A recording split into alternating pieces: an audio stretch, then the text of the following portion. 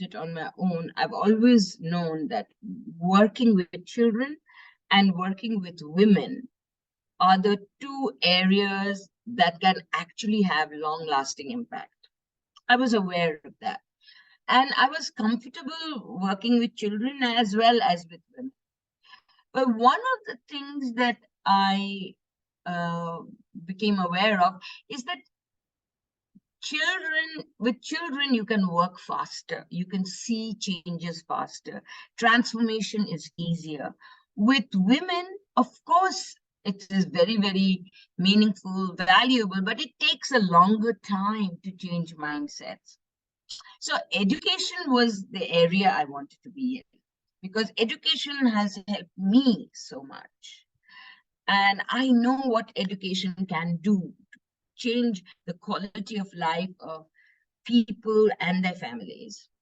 So education is an area I always knew I wanted to be. I was very clear about it.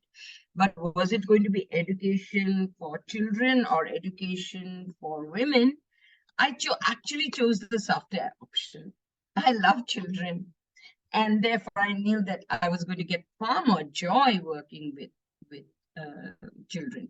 But one of the things that I have done, Rashmi, which sets us apart from many other NGOs or NGOs in education, is we work with the families very closely. We work with the mothers.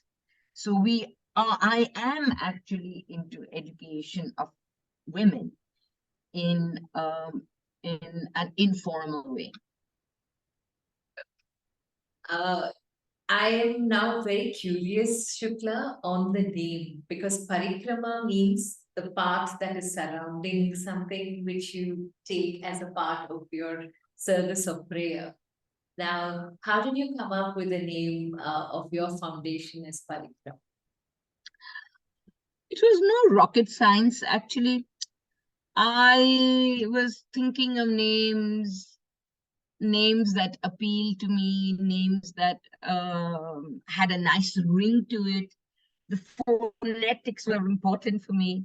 And it worked out pretty well because, Pari means a circle, Krama means complete.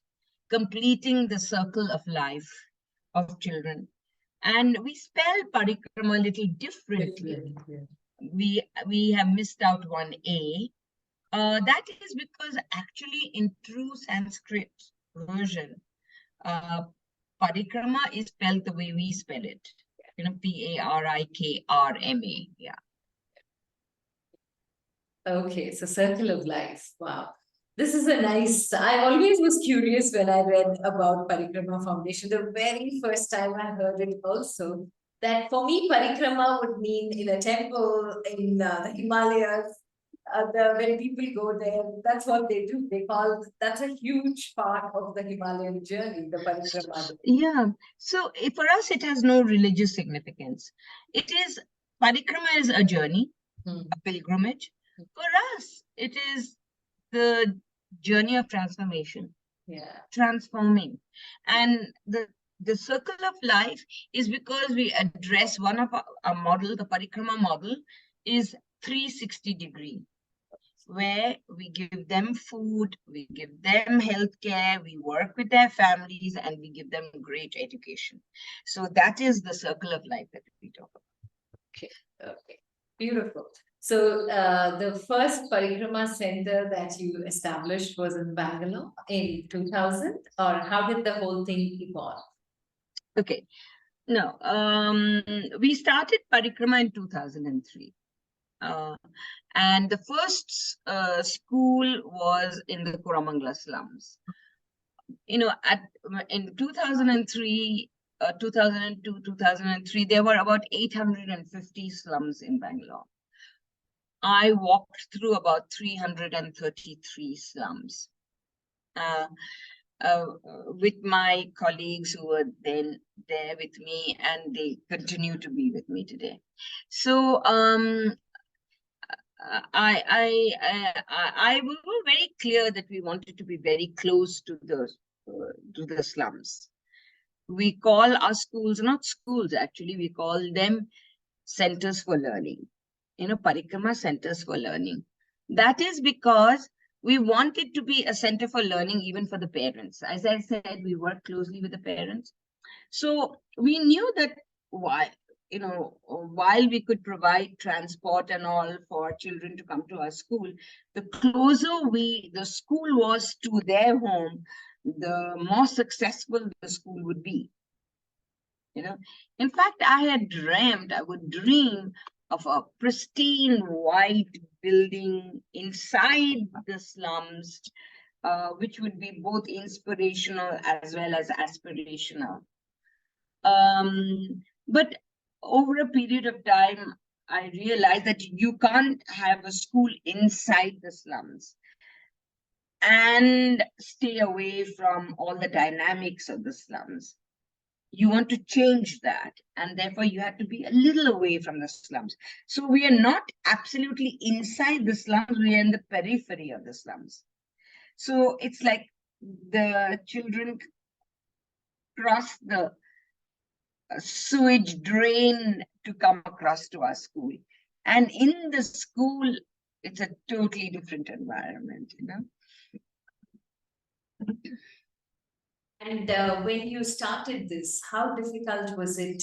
You said you walked through 300 slums. So how difficult was it for you to get them to understand the value of studies? Was it easy? Were they just waiting for somebody to set it up? What were your initial challenges, Shukla? Because once you're established, it's easy for people to see transformation. So there were many challenges. First, there was a lot of skepticism. Yes. Skepticism from both ends. Skepticism from my past life, because they thought, oh, I was taking a break and, sabbatical. I was going to come back. And the other skepticism we faced was from the community that we wanted to serve, because they have been they have been exploited in the past. Okay, and exploitation still continues. What kind of exploitation? They were really worried whether we would take away their children and sell their organs. As horrific as that. Because there were such cases. There have been such cases where people have gone promising, we'll keep your children in our hostel and send them to school and all that. And later on, they've come back home with scars in their body. A kidney has been taken or something. I mean, so those scarred families were very, very suspicious. But I think over a period of time, they realized that we were very sincere. They realized that, we had no vested interest in this at all. They realized that I could have lived very, very comfortably, flown first class, driven a Mercedes that I did, and not have had to do this, but I chose to do this. I think eventually that genuineness came through and that connected.